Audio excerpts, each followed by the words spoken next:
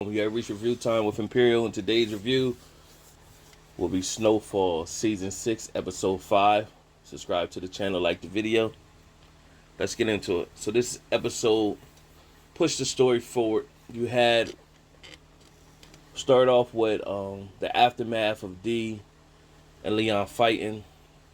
So some of the project affiliates came to Leon's house. Leon grabbed his gun, and they pretty much approached him, basically saying, if Leon, they got mixed communication from him. 1 minute he out the game, he had the game right, but then he come back trying to preach a different tune. People about getting money, so they disrespect Wanda once again. So it's a constant reflection of Wanda. Don't nobody respect her because they stated you messing with a crackhead B, and now she your wife. So everybody in the projects are talking. The better solution was to get Wanda, get them to another place, stay somewhere else, not where everybody. She's constant reminder of what she did in her past. So Leon goes out and pretty much said, "Who wants some?" and talking smack to the rest of the projects. So basically, I guess that was him declaring he went back in, and it just shows the concerned look on Wanda's face. From there, you had in this episode, it showed D going to see Jerome and Aunt Louie, pretty much telling them like, don't be selling Franklin nothing, not Franklin, Leon nothing, and it's on. And pretty much Jerome was telling them, OG, like, you gotta calm down. I can't get in between what you and Leon got going on. So D reminded him, hey, listen, I helped set up that Franklin situation. You owe me. And so Aunt Louie stepped in and said something, and he pretty much disrespected Aunt Louie right in front of Jerome's face. Like, get this B out here with your B talking for you. And so at that moment, Uncle Jerome kissed Aunt Louie. I thought he was Gary going go at him. He set a glass down, poured some Blue Label Johnny Walker out, and took a drink. And they took a drink, and he pretty much said, these young boys out here, they don't got no respect, they ain't got no code. It ain't worth it to get involved in that situation. And so D pretty much looked at him and said, no, you just outdated. I'm not. And he stepped. So that rubbed Jerome the wrong way. Right before D came in, Bucky came in pretty much saying the hit on Kane didn't go fall through. Franklin helped him shoot his way out. And so Jerome had this concerned look on his face. And then Bucky was like, well, they almost had him. So fast forward back to when Jerome was talking to D. Aunt Louie came out and Jerome said, I'm going. They pretty much said, Jerome, you can't go out there because, it's a hit out for you. So Jerome is tired of living like, what sense does it make, or what fun is it to have all this money and we gotta look over our back all the time? So Jerome decides to leave on his own. We'll get back to him. So have Franklin and Kane like, nah, you need to think. Franklin like, I gotta make some moves. And so Kane like, nah, listen, you ain't going nowhere until you think how we gonna put this thing to end. I lost some people. So Franklin remembered Aunt Louie, she likes to go out and go see horses and stuff. So Franklin picked them on to where she goes see horses at. Come to find out, Aunt Louie's go ride the horses like once a week. So they gonna sit on her until they could get a hold of her. Now they find out that Kane doesn't want her dead. He just wants them to kidnap her. So you had that going on. Meanwhile, you had Veronique and her mother in Kansas City where they're tracking down Reid's dad. He's in an old folks home. The younger son passed away a few years ago. He's in an old folks home, and they connive, acting like they were getting ready to enroll Veronique's mom in there. Meanwhile, she went and talked to Reid's dad and helped him sneak off the site with a car. End up taking him to a house, getting drunk with him, telling his story, waiting until Franklin to come in town. Meanwhile, while Veronique's mom was having a conversation with him, she was telling some real stuff about her parenting, and Veronique got to hear it. So they're getting him drinking, waiting until Franklin comes in. So Franklin finally does arrive in town, and he enters the home.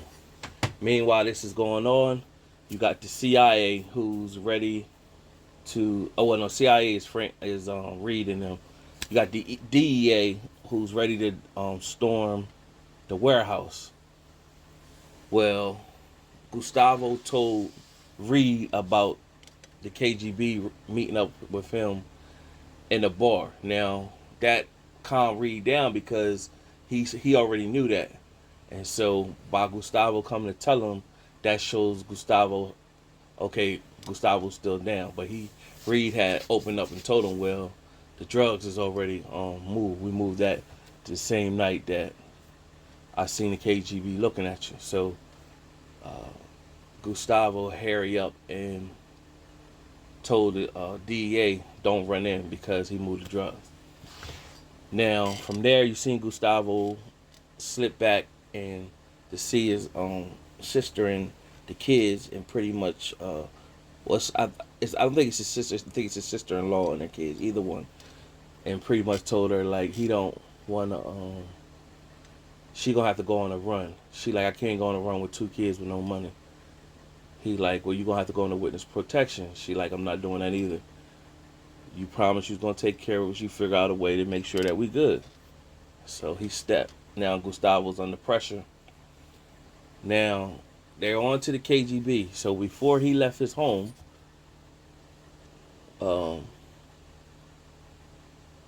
he left his closet door slightly open. That's his way of telling if somebody's in here while he's not there, that if that's open, that means somebody was in there snooping. So he left, and after he left, act like he was on his normal walking away. Reid had already had his contacts from DC, from the government to stalk him, spy on him, and so he had people working, making sure that he know where he fully left. Reid goes in, pretty much looking all around the apartment. He opens up the closet and he shut it, but he didn't shut it quietly. It was a little bit wider than the KGB Reuben had. So he looking all around the house, apartment, and look up. There was a compartment that he found, and basically seen Reuben. We already seen that Reuben is into men, so he's seen these magazines Reuben had or whatever. So that's the intel that he brings back to the government. Pretty much said that the KGB is into men. So they probably gonna use that against him somehow. And that sums it up right there. Then you had back to Uncle Jerome. He goes out to go get his car fixed. Now, when he goes up to get his car fixed, it's one of his old partners got a car dealership. Used to run with him back in the day, but he turned his life over. So he went into the car business. Meanwhile, Jerome, remember, he went into the stereo business, but he stopped. He stayed in the game. So Jerome tells him, hey, man, get my car fixed. Dude said, you can leave it here or bring it by in a week or so, and I get it then. So Jerome threw some money at him, basically saying, hey, man, if you could get it done now. So he said, yeah. So he's like, yo, leave it here and come back and get it. Jerome was like, nah, I'm going to just stay here. I ain't have my hands underneath the hood. I'm going to just stay here. Dude, the whole time, he didn't feel easy with Jerome being around because he know it's a hit out for him. He don't want that energy around in his establishment. So a car kept pacing by where the garage was. And so the dude, he trying to get Jerome to leave, but Jerome's still talking about the good old days. he finally got it up, unnerving him to say, hey, I just seen that car tail by here about 2, 3 times. Now that triggered Jerome pretty much to say, and what's to it? So Jerome popped his trunk up, grabbed his Uzi, basically showed that he ready, and then dude was like, hey man, don't have this around my establishment. Jerome looked, he said, look man, I got out the game and pretty much I got some people I need to get home to every night. Jerome respected it, gave him the money for it, and stepped off. Now somebody was paging Jerome the whole day, and Jerome went and answered, and he finally just took the pager and tossed it. So before Franklin went to Kansas City, he talked with his mom, pretty much telling his mom, like, I need you to get out of here. It's great, get hectic. I don't need you around and be a weakness to me. People get to you to get to me. Basically, that's he wanted his mom going. She said, I'm not leaving nowhere. She's at the shelter. She helping the people. Wanda's there. And he just basically told his mom, I love you. I need you to do this for me. Kissed her and stepped. That's before he got on the plane to go to Kansas City. Meanwhile, Sissy and Wanda had another moment, basically telling Wanda, like, Wanda told her, you know, I look up to you and I see how you help people when people need you. I want to be like that one day. And then Sissy looked at Wanda, basically saying, through all this was going on, no matter what, you find a way to self-heal yourself. So I need to get some of that from you. So they having this heartfelt moment, but I'm still calling it, I think Sissy eventually will live, and I believe Wanda is a casualty of war. That's what, you know, I'm still going to stay by that. But when you see those moments, it makes you think Wanda going to live. Who knows? We'll see. Now, we get back to Franklin arrives to the home where Reid dad is, along with Veronique and Veronique's mom.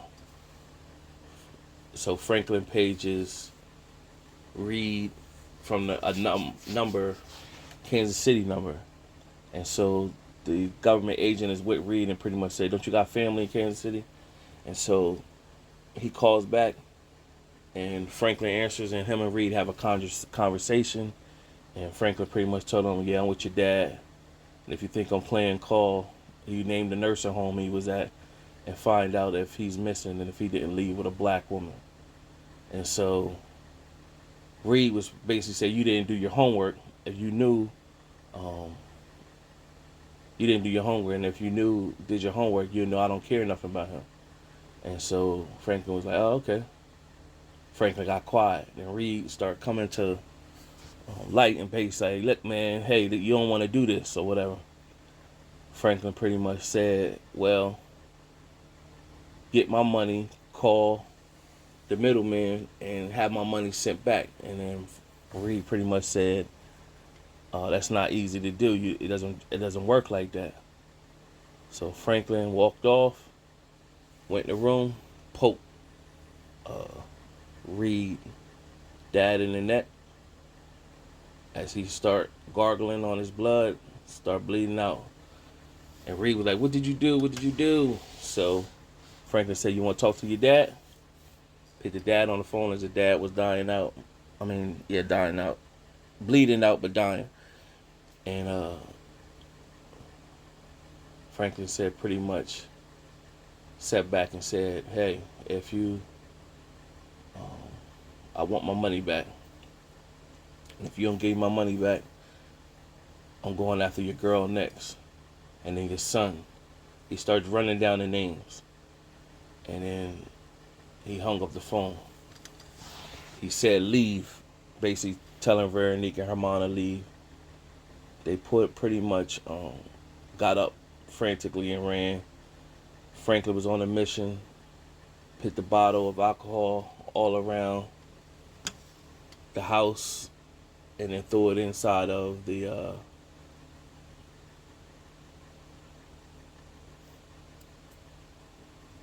fireplace, and then the whole place went up in fire. That's what you see on the trailer. Now, this is, I guess, before they really start using DNA and everything like that. So, yeah, you see in the episode, no one's using gloves or anything like that. But somebody say, well, the fire would have killed the DNA marks and whatever. So they still have Veronique and her mom going to the nursing facility.